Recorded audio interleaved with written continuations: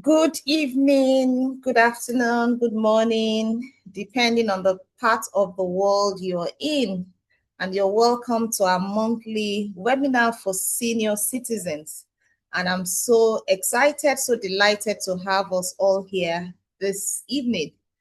If we know other people that should be here, please let's get them out and let's have them in the room this evening. We are looking at something very, very important, and we wouldn't want our loved ones to miss out on this. So if you know a brother, a sister, an auntie, an uncle, a mom, a dad that should be here, please let's get them all into the room this evening and let's have a good time together, learning, unlearning, relearning. Good evening, good afternoon. Thank you so much, everyone, for joining. So this is being put together by the Gracious Pearls. We have our founder in the house, Barrister Funke Akoni, and she will be, telling us again today something brief about the Gracious Pearls. But before we do that, I'll just want other people to come in. We are not enough. We need more people in here this evening. Let's get more our brother, our sister, our uncle and auntie into the house, because we're looking at a very, very important topic. We are looking at estate and succession planning, protecting your legacy.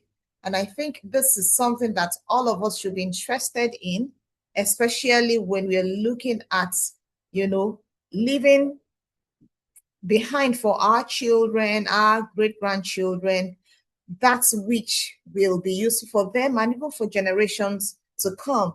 One of my coaches always say that it is great for us to prepare for the seventh generation and also teach the generation behind us to prepare for the seventh generation, so that indeed wealth can be sustained and maintained in the family. So please, let's get more people in. Welcome this evening, Jesse, Titilope, Abimbola, Doni, Tewogboye, Ola. Delighted, blessing. Thank you so much, everyone. I think we need more people in the house. We need more people in the house. But thank you, those that came in early. We are so glad to have you here this evening. And at this point in time, I'll call on Barrister Funke Akoni to give us a brief about the Gracious Pearls Initiative. Over to you, Ma. Good day, good afternoon, good evening to everyone. My name is Funke Akoni, and I'm the managing partner of Gracious Pearls Initiative. In Gracious Pearls, what we do is a community of retired people and people aging gracefully. What we do there is to encourage you and empower you to live a thriving life after retirement. Yes, we don't want you to retire. We want you to refire, reinvent yourself, and remake yourself. That is what Gracious Pearls Initiative is about. This is welcome to our second webinar this year, which is on estate and succession planning. This will help us to give clarity to the legacy we want to leave for our children. So this evening, we thank Ms. Shegun for coming to give us the practical steps to take to leave a very good legacy for our family. Thank you very much. I hand over to Coach Lawrence to introduce Ms. Shegun to us. Thank you. Thank you so much, Ma. We really appreciate you for that brief introduction and brief about the Gracious Pearls Initiative. Without wasting time, I will be introducing our speaker, and I'll read out her very brief profile this evening. We have Doni Shegun is a partner at Babalaki & Co. in Lagos, Nigeria. She advises individuals and families on estate planning, trusts, succession, and the orderly transfer of family business. Duni is passionate about helping people protect what they have worked hard to build. She guides clients in putting clear, practical plans in place to safeguard their wishes, minimize tax exposure under Nigeria's 2025 tax laws, and ensure a smooth transition of wealth to the next generation. She believes estate planning is ultimately about peace of mind, giving families clarity, security, and confidence about the future. So, with so much joy and excitement, I would like us to welcome our speaker, Miss Duni Shegun Oki. You're welcome, ma. Would like you to have your video on so that we can see you, recognize you if I meet you on the road, and then you can kick off. Thank you so much, ma'am. Over to you. Everyone. Thank you so much for inviting me. Special thanks to Mrs. Akoni for considering me worthy enough to speak at this event. I would crave your indulgence because the internet can be a bit spotty. So if I have to take off the camera, please try and understand this to be able to keep the conversation going. Okay, then that's fine. As Mrs. Akoni said, is talking about estate planning and what plans we have for the future and what you should be thinking about. And there are in Nigeria many options in which you can do it. I think a lot of it depends on your own personal philosophy and what your goals are.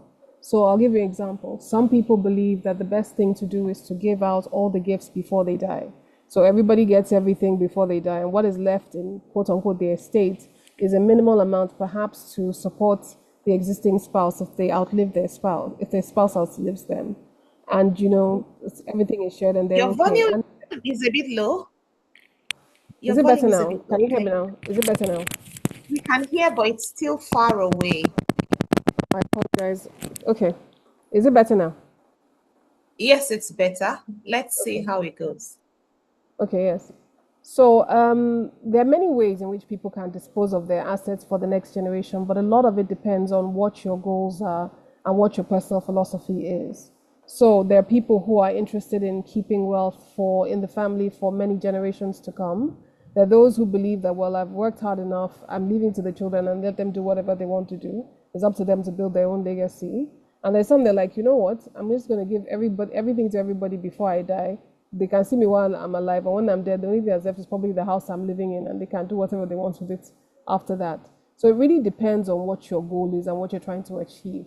It becomes a bit more complicated if you have a business that you intend to be a family business that you wanted to go down to the many generations that come after you, depending on how well it is run. So I can just do a brief run through on the basic options that are available, are well known in Nigeria for managing your estate. So, I mean, everybody's well aware of writing a will. A will is extremely important. It is because, for one thing, you need to make sure that the people who are going to get what you want them to get, they're the right people, not the wrong people. So if you have a will, generally, I mean, the best option on the will is very simple. You write a testamentary document, which is what is called in law. It is a testimony saying that upon my death, I want my assets, you list all the assets in details, to go to whoever you have nominated in whatever proportion you choose to do so. So if you're one of those people who's blessed enough, has 10 children and has 10 properties, it's a straightforward dissolution of giving everything to each child has one property. But there are many complex, I mean, that's a very simple, very basic way of looking at it. What you require to write a will is that, of course, it has to be a written will. It has to be somebody, what the law calls the person, somebody of sound mind. So they must have no challenge to their mental capacity. In this situation, when people are elderly, the best option, of course, is before writing the will, was to get some kind of statement, a medical statement testifying to the veracity of that person's mental capacity before they begin to write the will. This is just to be sort of prevent any challenges in the future, although you can't really prevent them, but it's one step towards trying to mitigate possible litigation over your estate upon your demise, after your demise. Then, of course, the wills have to be in compliance with the wills law. So the wills law requires that there should be a signature and there should be attestation. A lawyer, which basically means that you must be able to sign the document. You'll have two witnesses signing to the document, and their signatures on the document, and it's valid and is registered as a will that came from you, and it's binding. It has to be a voluntary will. You cannot make a will under duress. So you cannot stress out. Somebody cannot be in their 80s being terrorized by their children or blackmailed by their children, and the fear of that makes them write a will that goes to the benefit of the child that's blackmailing that person. So that's why, in older people who are intending to give wills, it's a better idea to have that mental evaluation first before you write the will. So that certificate forms part of what you're saying. I'm mentally fit, I'm okay, I know what I'm doing, and I've made this with the sound judgment. Another issue is to clearly identify the property that you want to give. Now, by property, let's not just think about physical property. There are things like shares, cars, whatever you have, assets in different parts of the world. Some people give out jewelry. All these things are part of what your property is, but you have to clearly identify that property. So it's a process of which you have to do some form of self-audit. And when I say self-audit, you have to go through the expanse of your lifetime, and you look at what you've acquired, what you've sold, what you still retain, what you want to give. So often people will categorize them into things I want to give now. Some family members just want to give jewelry to the children straight away without having to put it in the will. What I currently have in terms of properties and assets, I think most people consider landed property and shares appreciating assets depending on how well the stock of that company that you own the shares in is doing. And then the third is maybe your what I would call depreciating assets, your cars and things that you use on a daily basis that eventually wear off. All these items are property that you own, and you must be able to state them very clearly, so you know what goes into your estate and what you're giving out, and how you intend to give it out. Now, as we said, the wills have to be formal. Normally, they have to be formal. That's what is the most accepted, although the law makes exceptions for different types of wills. I don't think it's necessary to go into it now because most people would not fall into that category. Again, I raised the issue again of, trying to make sure you get that mental competence certificate sorted out before you write the will. For the will, another issue is the most important, one of the main reasons for the will is that it's being distributed according to your wishes. Now, if a person dies without a will, he's called being died intestate. And when you die intestate, what that means is that we have to go to probate and get letters of administration over your estate. Now, if you die intestate, the ways in which your estate is distributed could be by Islamic law or by how they decide to do it in whoever is the testator of your estate, which, if it's intestate, it will be someone appointed by the court. So having a clear understanding of what it is you want is important, stating clearly what it is, what you want. And if you have a business that is involved in this matter, and you have shares in a business or you have ownership of shares in a business, it's always advisable to make sure that there's a documentation for that. So if you're somebody who has majority shareholding in a very lucrative company, for example, and these shares, assuming they are in your name, not in your company name, if the shares are in your personal name, you can then either transfer the shares before you die or make them form part of the estates that will be transferred upon your death. Before I go any further, I'm wondering if there are any questions about the will before I go into trust. If anyone has any questions. Yes, Funke Akoni, you were saying something about mental competence. Yes. Do we do that in Nigeria? Do we have to? Well, the thing about it is strictly it is assumed that you're of sound mind. But when we think about it, I mean, from as you know, as a barrister, you know better than I do, the number of challenges to wills that come up once a will has read or somebody has passed away and the will is read and the property is distributed. There's nothing to stop a random person from somewhere claiming that they have some kind of rights to this will and therefore launching a claim in court to the will. I mean, and we know that the litigation system in Nigeria is a very cumbersome and very long one. And often, I mean, is a way of trying to sort of mitigate that challenge that you anticipate may come or may not come. It just takes a mischievous person with an agenda to try and file it. He may not get anything at the end of the day, but he's managed to slow down the disposition of the assets and frustrate the family until maybe they come to some kind of agreement if somebody wants to blackmail them and they pay him off or something. So it's just, in my mind as a lawyer, is to think about situations where you can sort of prevent possible problems that you can see as a foreseeable issue. And then, of course, we always have, I'm sorry, which I forgot to mention was codicils, which codicils is a way that's used to amend or supplement or revoke a will. So if you wrote a will in 1995, for example, and you had a child in 1997, so your total number of children is now 6. By 2026, you can write a codicil amending that will to include that child or to make any other changes that you will in that will, and that also has to be properly signed and attested to with the provisions of the will law of Nigeria. Thank you. Okay.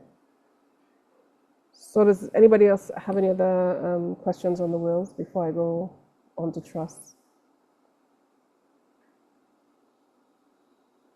Okay. So trust is a way in which you can actually transmit. It's a way of, how do I describe it? Transfer your assets to your future generations. So the way it works is that there are 3 parties to the trust. Mr. X, who creates the trust, for example, has 100 million naira.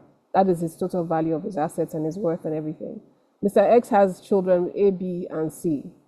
But Mr. X believes that this business that I've left, this total value of the business and the assets, should be managed by A, B, and C. They should get some kind of payment for it, but it should be for the benefit of their children, i.e. Mr. X's grandchildren. And Mr. X's plan is that, well, with this 100 million, with proper management of this trust property, the grandchildren and the children will continue to benefit.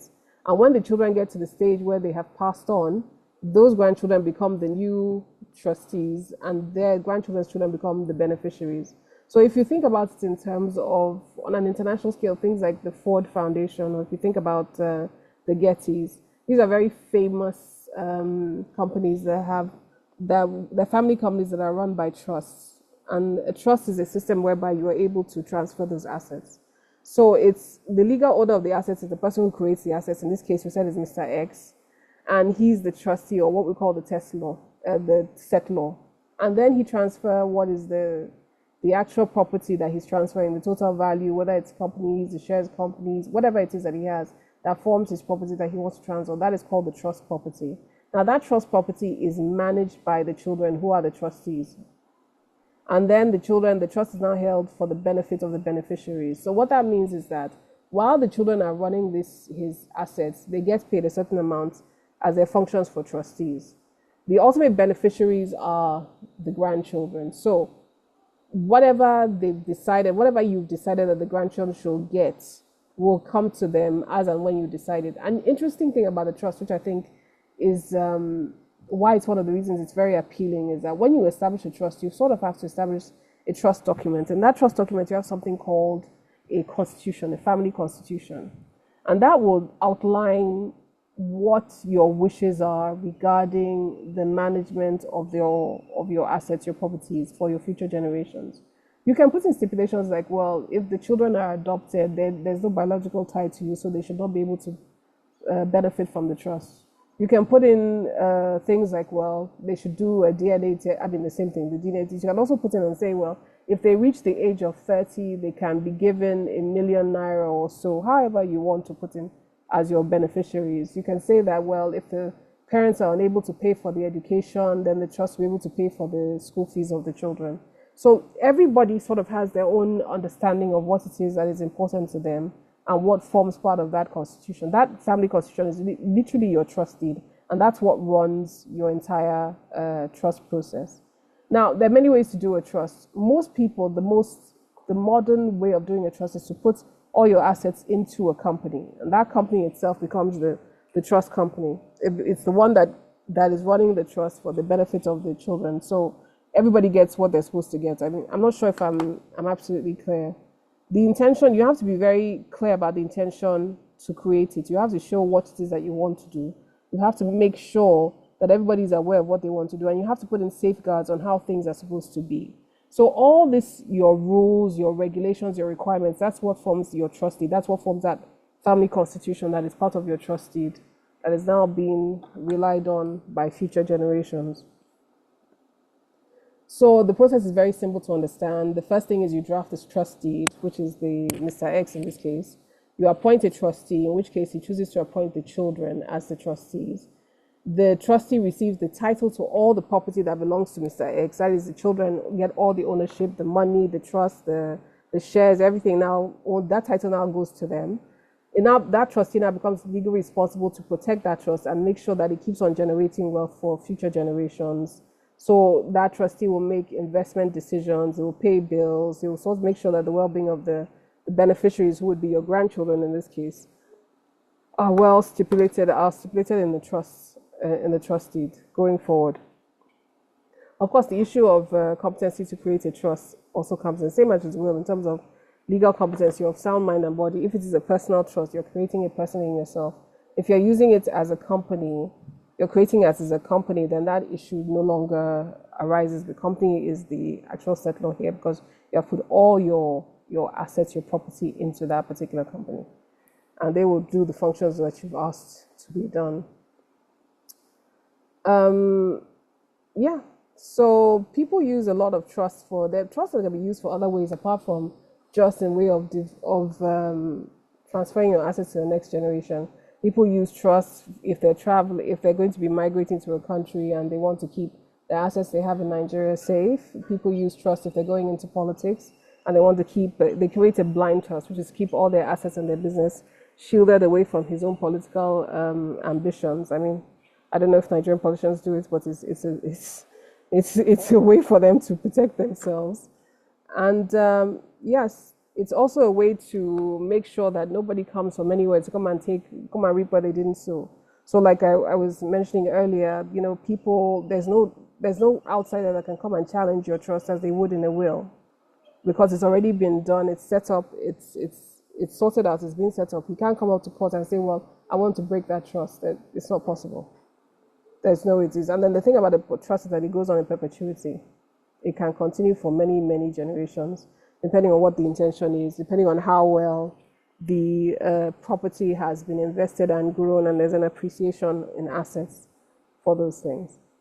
So, is there any questions on this one? Thank you.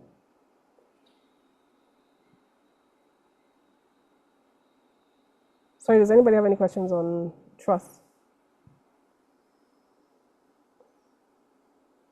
I don't think there's any. You can go ahead, ma'am. Okay.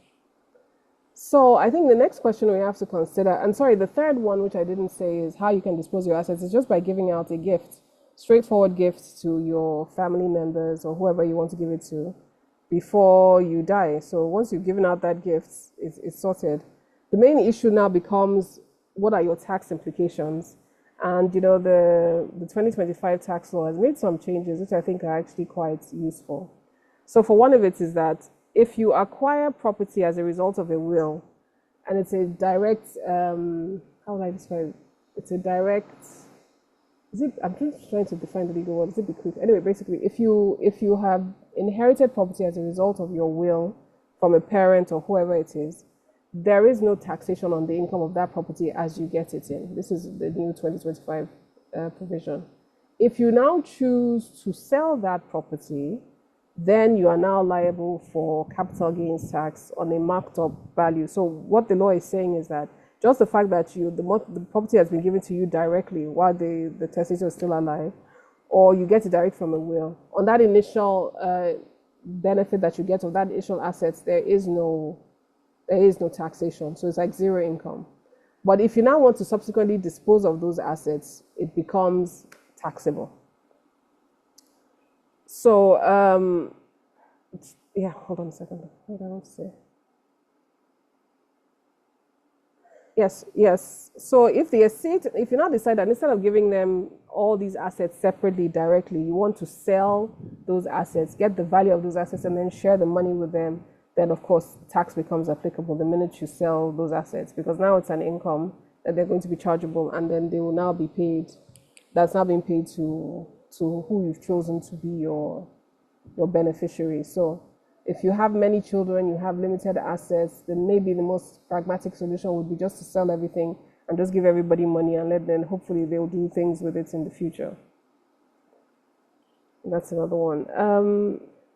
So these things are permitted. So yes, if when it comes to the question of a trust, I think the tax provisions are, let me just go through it. Okay, so when it comes to trust, unless there is, I think, a disposal of the assets, if there's a disposal of the assets, it triggers no more chargeable gains, because you have to remember that normally, if you put everything in a company, for example, and that company is, the property is run by that trust company, and they're making investments, and income is coming in as a result, there's a return on those investments, they're making distributions, of course, the normal tax provisions will apply.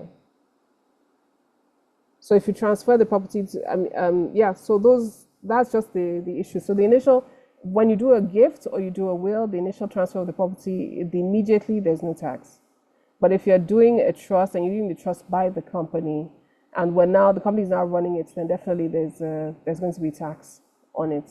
Now the question of the tax now is more, it gets more complex in terms of there's a tier, sort of like a rating system in which they use. So there's a base market value for the assets when you get in, and then they mark that up. So that initial income, that initial asset that you get, say for instance, the base market value at the time that your father or whoever the testator is gave to you was maybe 100 million. So they're marking it up for inflation by maybe another 50 million. When you get that initial 150 million worth value of assets, you don't pay any tax on that.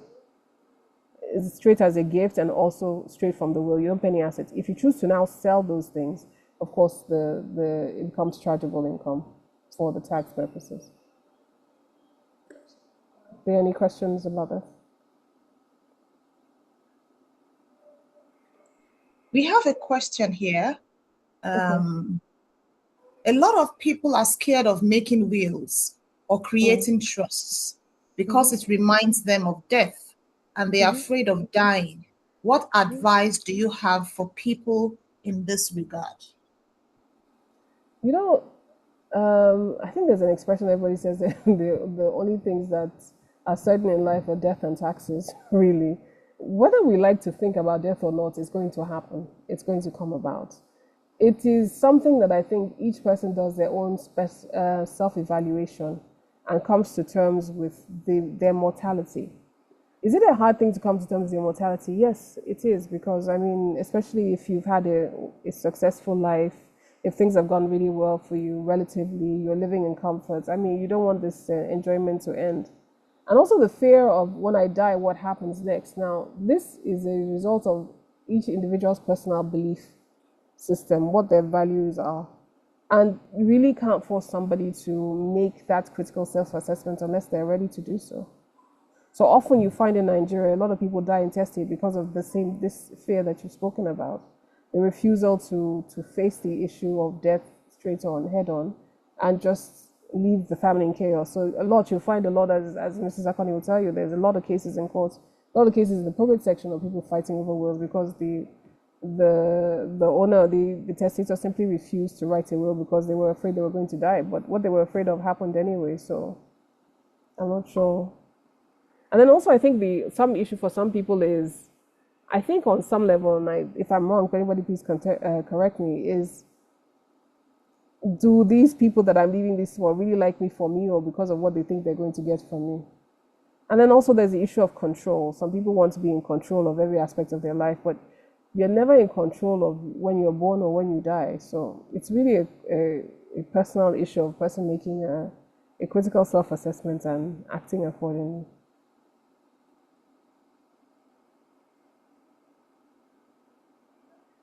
Thank you so much. There's another question here. Also, some people who have complex family situations simply feel that isn't it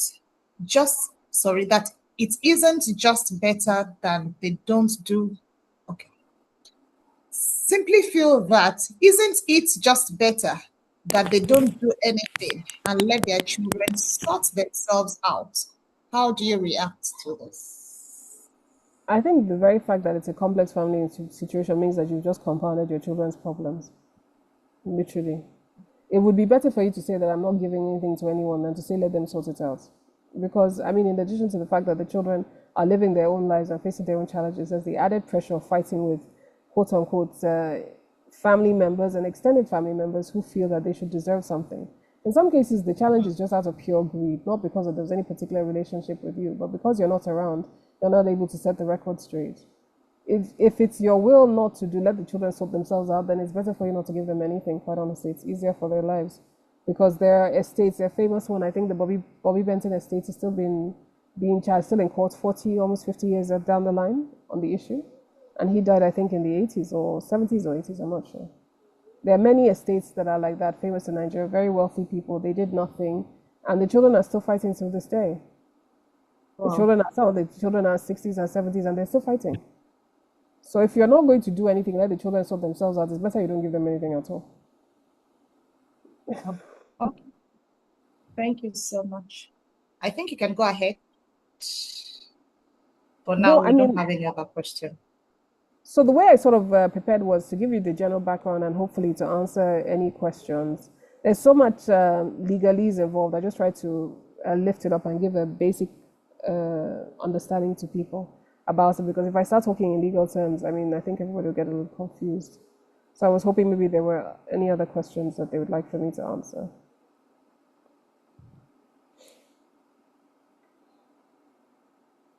Question here. Is a person allowed by law to disinherit a wife, husband, or child in the will? And then I have another one. Is it quite early to write a will at age 40? Kindly advise. Okay, my personal belief is that, I'll answer the second question first, which is that no, it's not early to write a will at 40. If you make it, by the grace of God, you make it to later, you can decide, oh, well, every 5 years I'll write a codicil or amend the will and add to it. So no, it's not too early for you to write a will, because the truth is this: death comes whether you're young, old, or middle-aged. Nobody knows when it's going to come. So it's just a question of being prepared for it. On the question of disinheriting a wife, I think it's a simple question of, if you set up the will, you just don't include the wife in the will, and you say quite clearly that nothing should be given to the wife, if that's your wish. So it's not a question of you would write the will, give them something, and then take it back. No, you just simply say in the will, this is what I have done, this is who I wanted to go to. I'm very clear that I don't want this particular person to inherit anything from me. You may give reasons, you may not give reasons, but it's your choice. Thank you so much. And even on the will, I can remember the first will I wrote it at the age of 27. Oh, okay. And yes, and over the years we've updated, we've added to it, and it's been like that. So I don't think there's any, like you said, it's good to write early because you never know, so that the people you're leaving behind won't be scrambling on what is theirs and what is not theirs. Just to, buttress what you have said. Yeah, it's true. I think 27 is actually incredibly very far-sighted of you. And it also shows a level of self-awareness that I think most people are afraid to touch on. Do we have anyone who has any other question?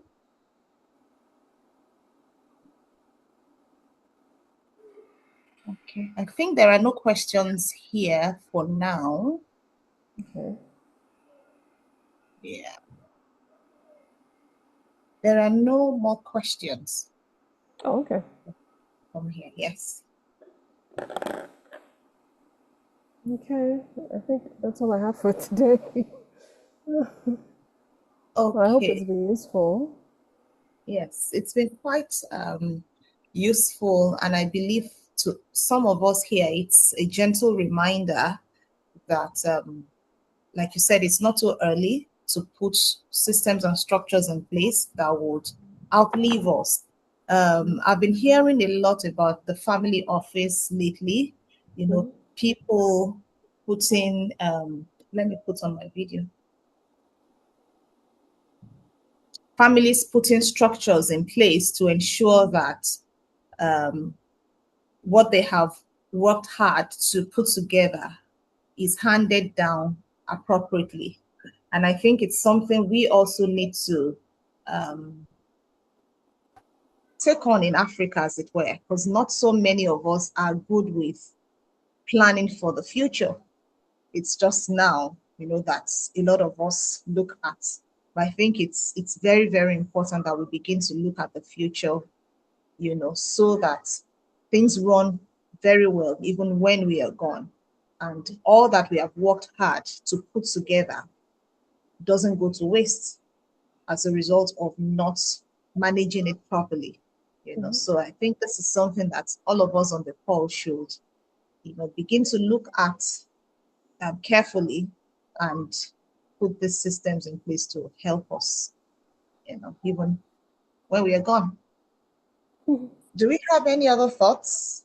It may not be a question. Maybe you just want to share your experience and just add to what Ms. Doni has shared with us this evening. Thank you so much, ma'am, for sharing from your wealth of knowledge. And it was quite easy and simple to understand. So I guess that's why so many people are not asking questions. Any other question?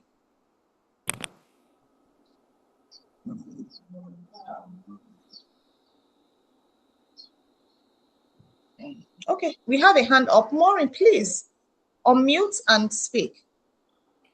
Yeah, good evening. Just wanted to appreciate having this session. I think it helps shed light on what a lot of people are confused about, which has been basically made worse with the new tax laws. And it helps provide ideas about options available, especially things like trust that help us avoid taxes and disputes down the line. So thank you for the knowledge shared. I'm sure we can get in touch if we have further questions.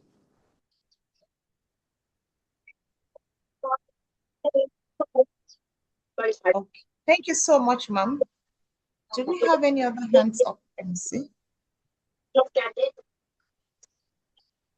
Do we get the recording? Yes, you will get the recording. It will be uploaded, and then we will share with as many people have registered. Oh, yeah, me say. Hello, oh, yeah, me say. Oh, yeah, me mong bonyi. Why don't you just mute this lady? Yes, I'm trying to. Say, I can hear you. Okay, I'm trying to look for her. Okay, she's been muted. Okay. Do we have any other questions? So as I was saying, the recording will be uploaded on our YouTube channel, and then the link will be shared with as many of us that have registered via email, so that we can watch again and add more knowledge to what we have. Okay. Okay, I think if there are no questions, Barrister Connie, do you have anything for us in addition to what has been said? Sorry, just come in. When you upload it, are you sending it to us or what? Where do we get it from? Are you sending the upload to us individually? Yes, we'll send it via email. Send it to you. Okay, your email. Fantastic. I guess yes. If you've registered, it will be sent via email. Thank you, everyone. Thank you, Duni, for giving us your time at the shortest notice, because we just called on you 2 days ago. Anytime, I'm more than happy to listen. Yes, I really appreciate you coming and explaining these things to us. Thank you very much. Thank you. I thank everyone on the webinar for giving us your time and listening. I know there's no questions because it's a tough place. It's a bit sensitive issue because Mr. Connie said, that a lot of people don't like to talk about wills because they're afraid of death. But death will still come anyway. So I think it's a subject that people have to go and think about and then decide on what to do. So thank you very much. Coach Lawrence, thank you for always being there with us. We really appreciate you. Thank you very much.